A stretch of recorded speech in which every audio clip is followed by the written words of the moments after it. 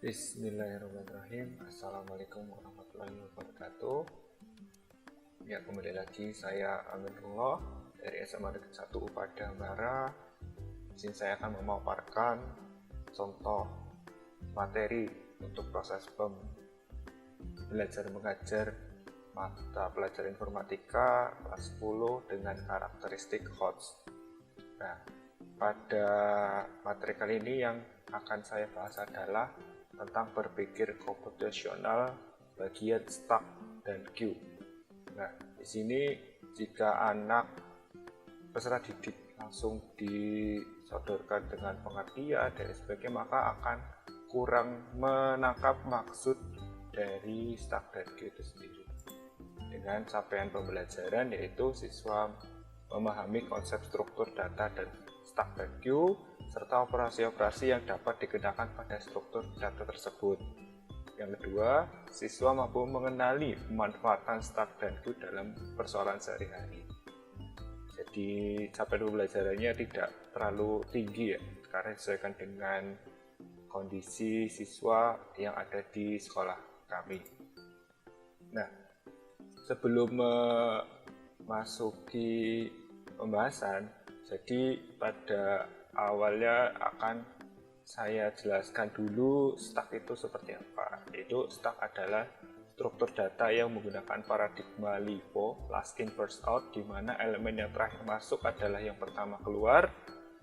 Yang bahasa gampangnya adalah stack sering dikaitkan dengan tumpukan.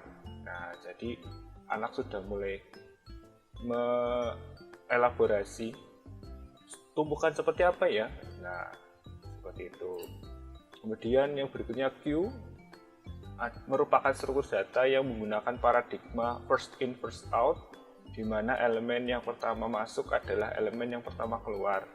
Nah, queue ini sering dikaitkan dengan antrian. Nah, langsung mulai berelaborasi ya. Ada tumpukan, ada antrian. Nah, tumpukan dan antrian seperti apa? Yang disebut stack dan queue.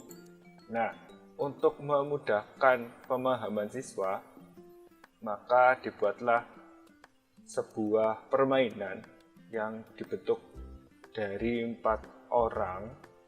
Kemudian siswa mencari referensi stack dan queue di internet atau juga dapat berdasarkan pengalaman pribadi masing-masing.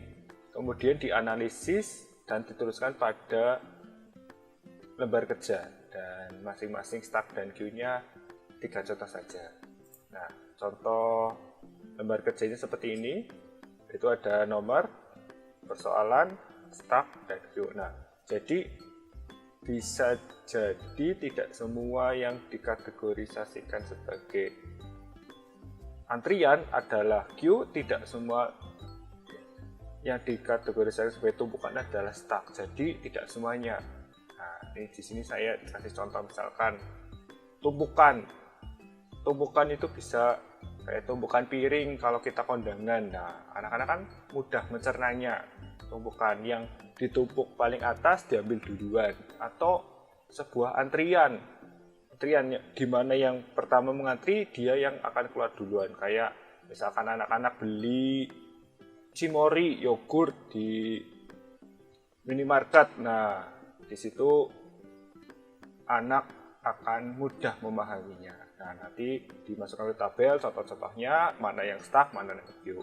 Nah, di akhir pembelajaran, kemudian kita menyimpulkan aktivitas tersebut. Pertama, apakah siswa dapat memahami perbedaan stack dan queue itu seperti apa. Yang berikutnya adalah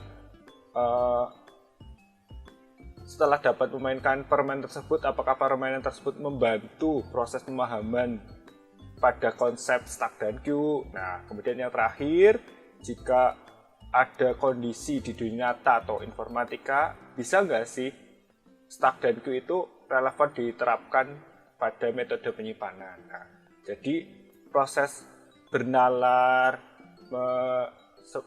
mengambil evaluasi, mendiskusikan, nah itu proses high order thinking skill, atau berpikir tingkat tinggi. Seperti itu Mohon maaf bila ada salah kata. Saya akhiri. Wassalamualaikum warahmatullahi wabarakatuh.